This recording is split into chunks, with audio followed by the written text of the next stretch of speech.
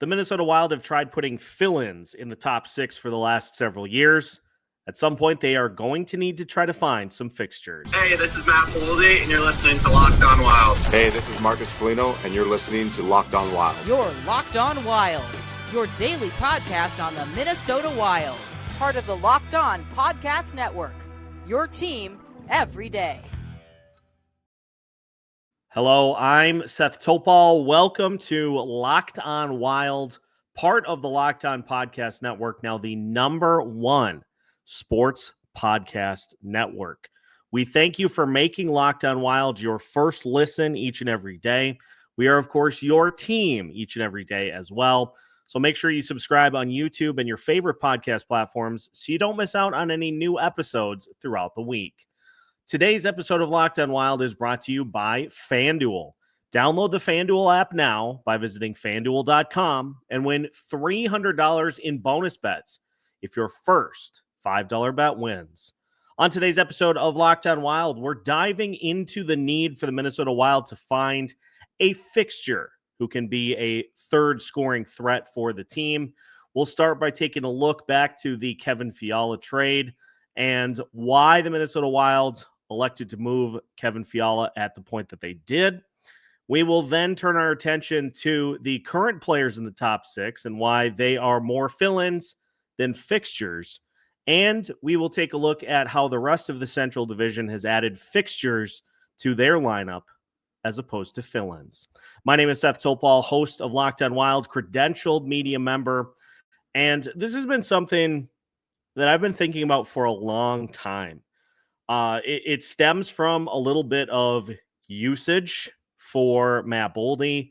It stems from a little bit of usage for Kirill Kaprizov and the rate at which the Minnesota Wild need those two to be clicking on all cylinders pretty much on a nightly basis in order to come away with wins this season.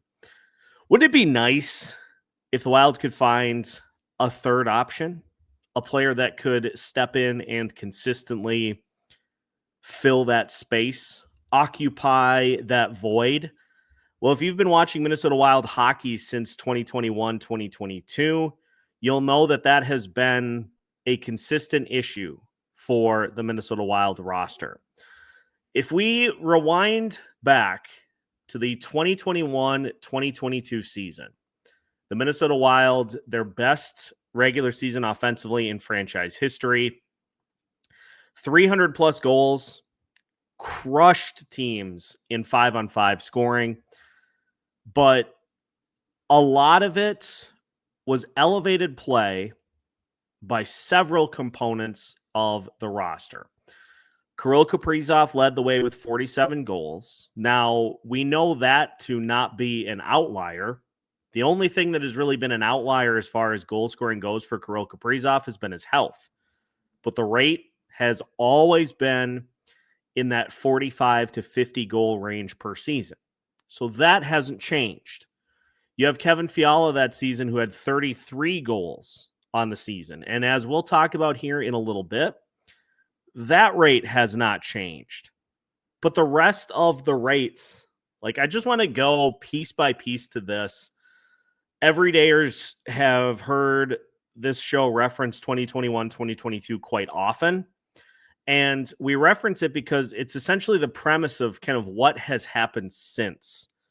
Bill Guerin doubled, tripled, quadrupled down on this team needing to simply replicate what they did in 2021, 2022 in order to achieve success. And it might seem like a cliche. It might seem like a novel concept, like the thought of it. But I think it required a deeper look, which we have attempted to do many times on this show. So beyond those two players, and you can throw Matt Boldy in because he played the final 47 games of the season. He had 15 goals.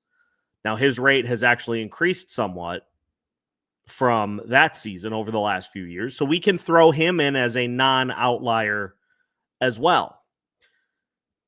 Now, let's start with Mats Zuccarello. He had 24 goals that season.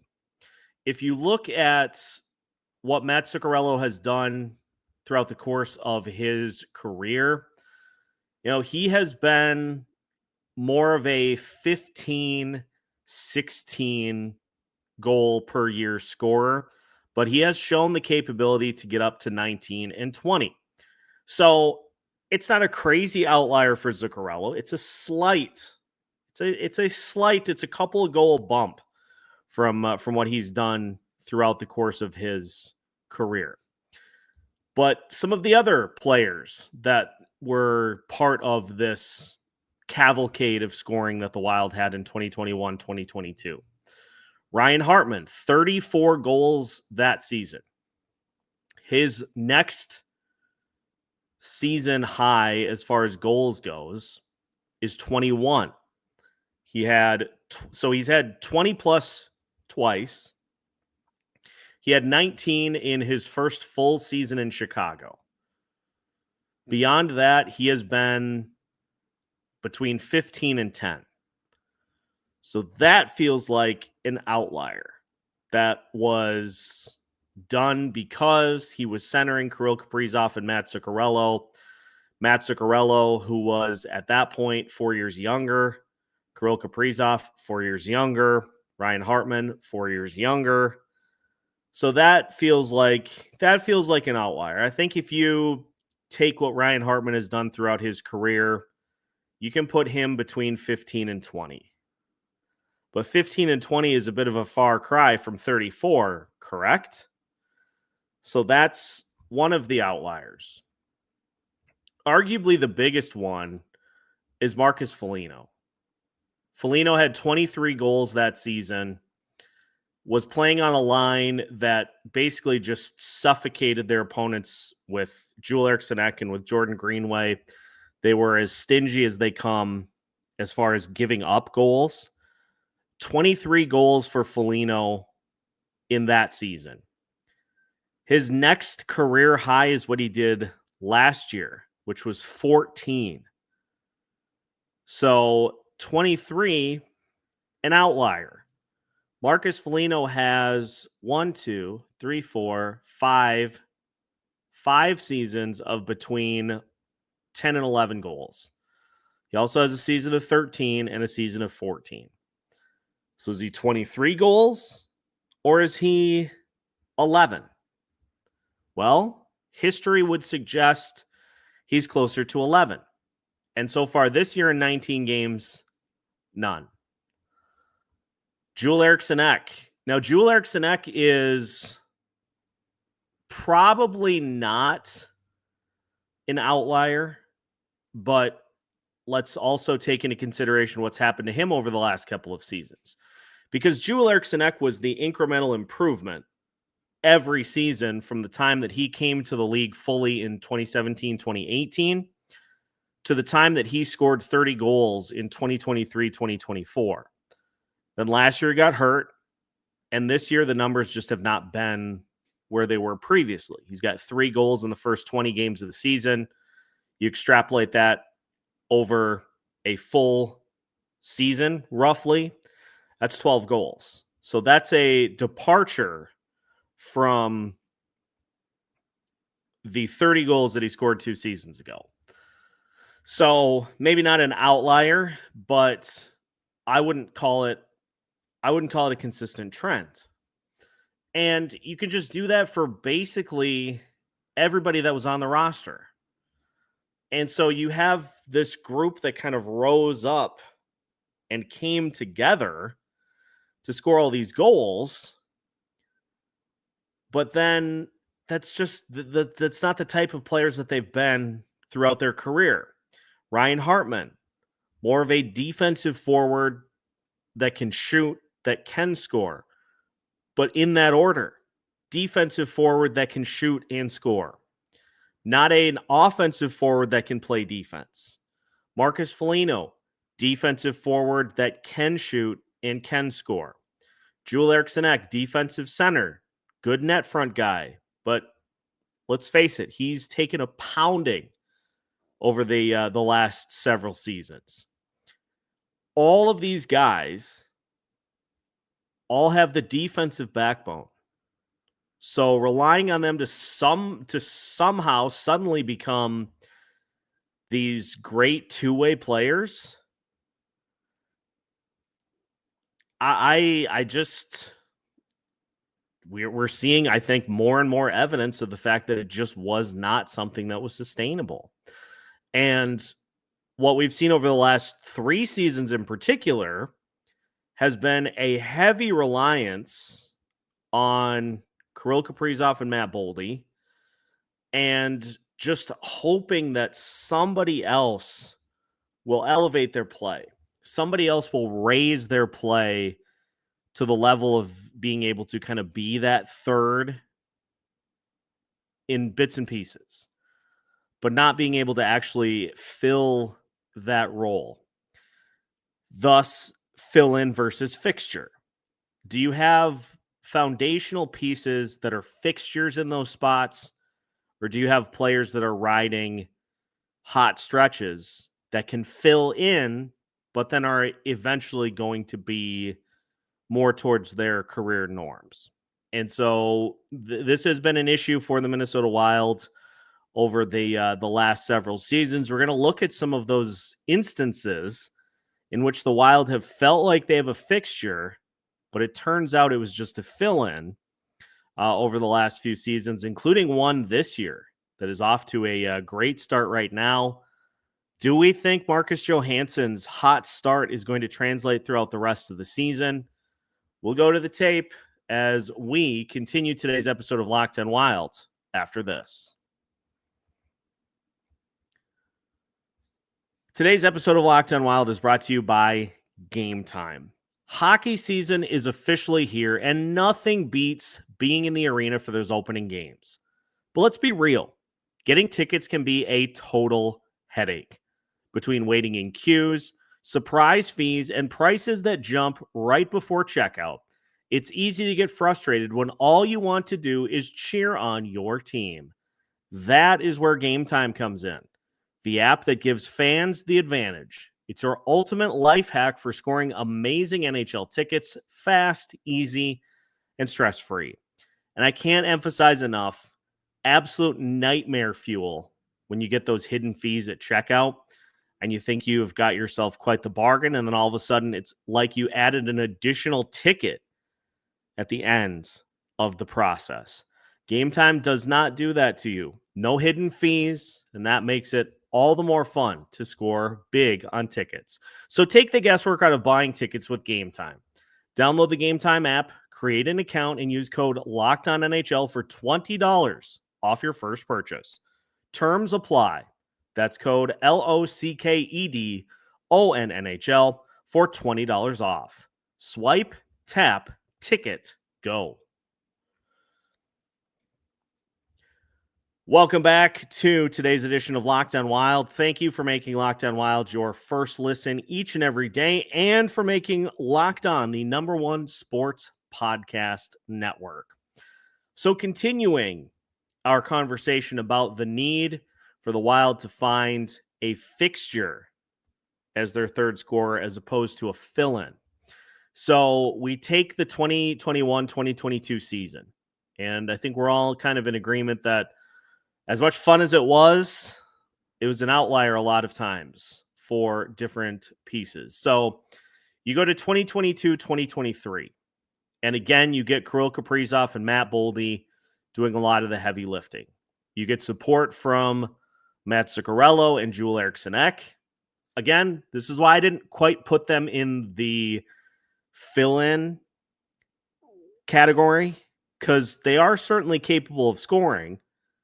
It's just they're capable of scoring at a supporting level as opposed to like a lead position on an NHL team. But this season really underscores it more than I think any of the last few seasons did. You get Kirill Kaprizov and Matt Boldy with 30-plus goals apiece. Mats Zuccarello gives you 22. Eriksson Ek gives you 23. You get 19 from Freddie Gaudreau. It turns out that was definitely an outlier. You get 15 from Ryan Hartman, and that is pretty much it. You get 11 from Jared Spurgeon. You get 10 goals from Sam Steele. relegated to a fourth line role, third line role for the Minnesota Wild, playing top line minutes for the Dallas Stars. And beyond that, it is just a combination of 6 goals here, 5 goals here. So Freddie Gaudreau that season, as one of your secondary scoring options, kind of a fill-in at that point. And as far as Mats Zuccarello and Eriksson Ek go, they're great secondary pieces, but you just get destroyed by the fact that you don't have a clear-cut number 3. Let's head to 2023-2024. Again, Kirill Kaprizov, Matt Boldy. Eriksson Ek gives you 30 goals this season. So that's solid secondary support. But then Mats Zuccarello's play falls off. Ryan Hartman has 21 goals. Enter Marco Rossi, who gives you 21 right off the pop. But beyond that, not a lot. Not a lot in the way of goal scoring. 2024, 2025, similar story. Kirill Kaprizov gives you similar production to where he has been. Matt Boldy and Marco Rossi carry the load. Mats Zuccarello, Freddie Gaudreau give you secondary scoring. And then it's 10, 11 goals here, 13, 14 here. But these are third line levels, not top 6. So again, you're dealing with fill-ins. You're playing Freddie Gaudreau in a top 6 role as a fill-in, not a fixture. Marco Rossi, we'll talk about his status as a potential fixture coming up. But again, you're buoyed by not having a consistent third fixture on that offense. And it's the same thing this season. Matt Boldy and Kirill Kaprizov leading the way. Marcus Johansson is currently your third leading scorer by a bit of a margin. But what do we know about Marcus Johansson? Is that he's just not a fixture option. We've seen the last 2 seasons. Marcus Johansson has played 150 games the last 2 years with the Minnesota Wild. And if you go to the season before that, he's played in 170 games for the Minnesota Wild. And in that span, the previous 3 seasons, he has a total of 28 goals in 170 games. You add the 20 for this year, he's got 35 goals in 190 games. That's like a third line type production, fourth line type production. Now, look, it's great that he's producing right now, but again, fixture or fill-in.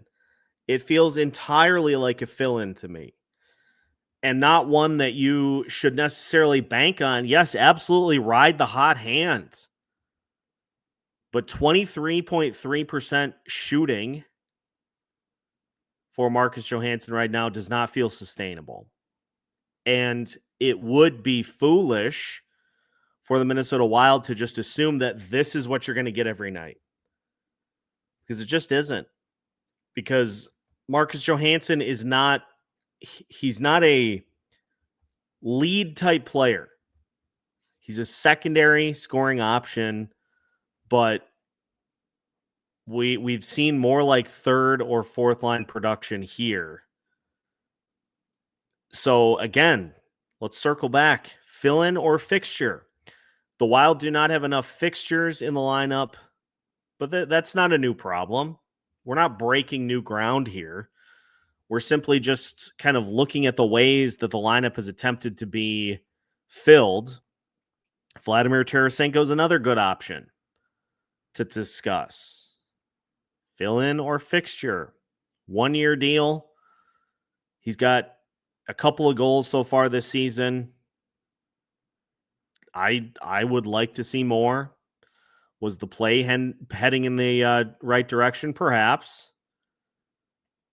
But at the end of the day, the measuring stick is goals scored. That may not be fair to all the different people that are put in the lineup. But as we'll talk about to finish off the show, every single other team in the Central Division has option number 3. Some of them have 4 and 5. And until you can find a way to consistently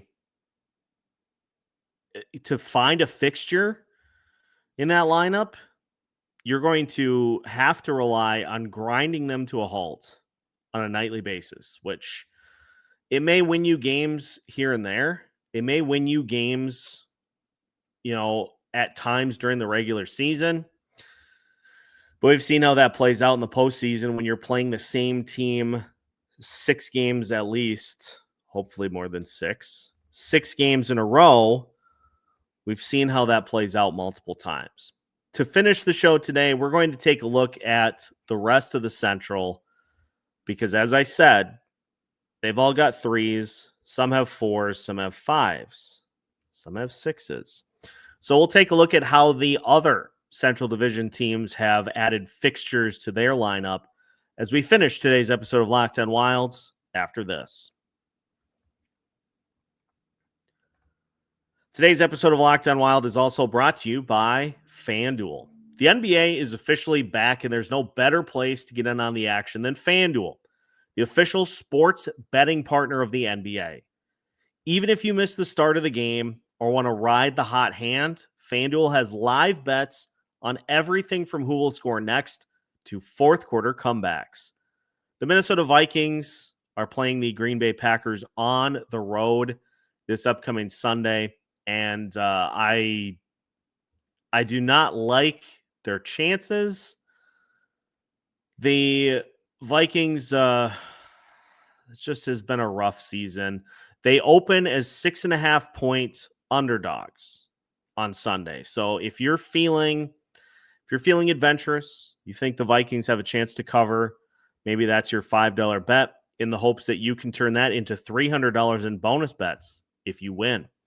Right now, FanDuel is giving new customers $300 in bonus bets when your first $5 bet wins. Take the Vikings to cover or the Packers to cover outright. So head to FanDuel.com to sign up today and play your game with FanDuel, the official sports betting partner of the NBA. Final segment of today's episode of Locked On Wild. Once again, we thank you for making Locked On the #1 sports podcast network. We thank you for making Locked On Wild your first listen each and every day as well. All right, the measuring stick, the rest of the Central Division.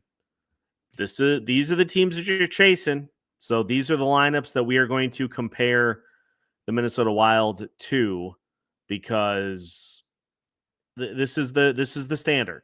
These are the teams that you've got to try to find a way to contend with on a regular basis. The Colorado Avalanche, theirs is pretty easy. They've got Nathan McKinnon, they've got Martin Necas, and they can go Cale Makar because Cale Makar scores like a forward and plays defense. That's your 3 right there. They also have guys like Arturi Lehkonen, Brock Nelson, Ross Colton, Gabe Landeskog, who are good secondary options, but they have a clear-cut number 3, and it's a real good one. It might be one of the best in the division, bar none. So there's your 3, and then you don't have to have one player do it all or 2 players do it all. You've got an even spread over 3 different players that can win you games, that can get you goals, and can take pressure off of the other pieces in that lineup.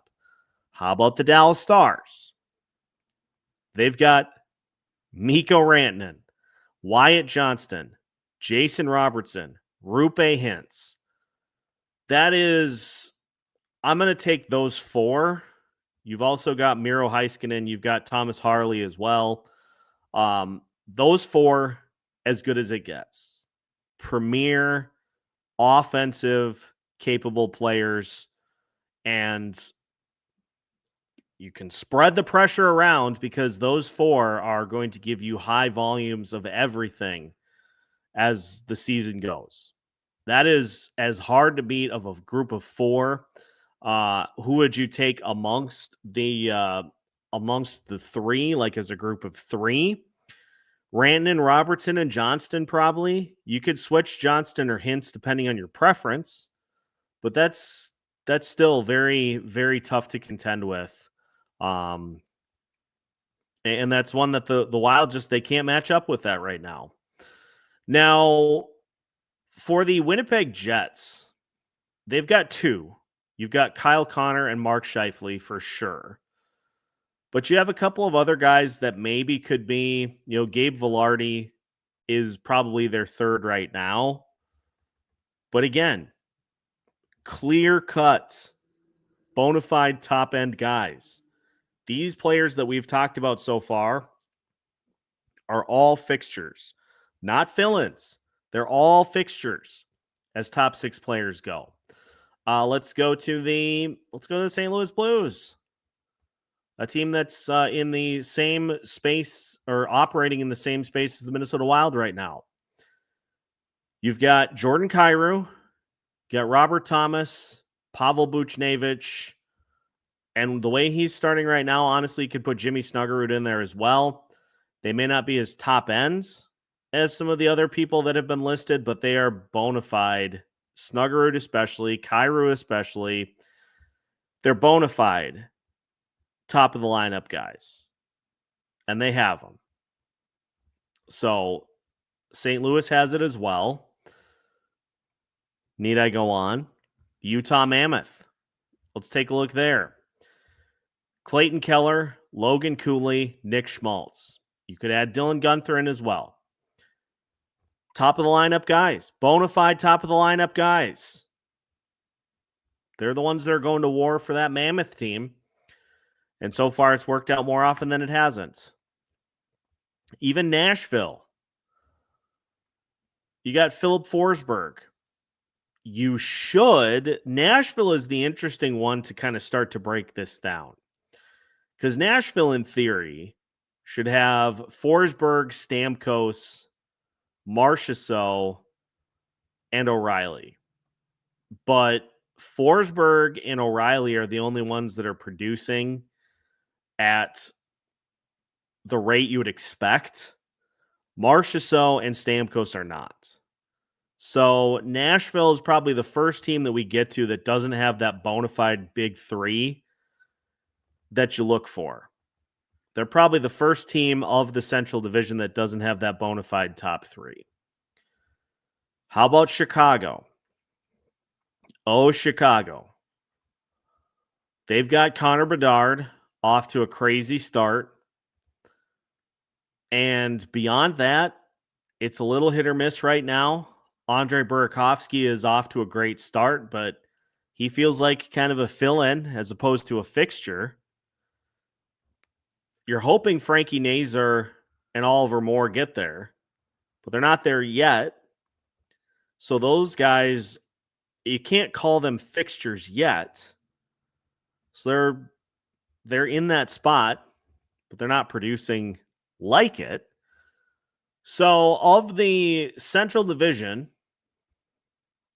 the teams that don't have the fixtures, Chicago, Nashville, Minnesota, that's probably it for the Central Division right now. And so to pull this back full circle, everydayers have heard mention of 2021, 2022 a lot. The Minnesota Wilds had a couple of different directions to go to after that season was done. And the route that was chosen was to bank on those guys that were kind of the fill-in options, to bank on them being fixtures. And over the last few years, we've seen why a lot of those guys are fill-ins as opposed to fixtures. And this is not a problem that's going to be improved until the Wild whether it be through trade, whether it be through draft. But we've seen the draft isn't a guarantee because those guys that have been drafted, they're not exactly tearing the cover off the puck in the lineup, and many of them are playing lower spots in the lineup than a lot of us would like to see. So the continued quest for the third musketeer, if you will, it's much like what we have been saying over and over and over again on this show. You can't put a Band-Aid on that. Just like you can't put a fill-in piece of plywood as the base of your house or a board, or I'm not a noted house building expert. You can't put fill-in pieces when you're building a house. You got to put foundational pieces in. So for the Minnesota Wilds, as we get closer to thinking about potential trades, my preference would be to look beyond this year. Maybe try to find yourself with assets and resources. Maybe try to find yourself a fixture in that top six. And maybe that's just my personal bias towards watching a more grinded out defensive style in today's high flying NHL. But I would just rather see some fixtures. And that's going to do it for today's edition of Locked on Wilds. Make sure to let us know what you thought of today's show in the comments.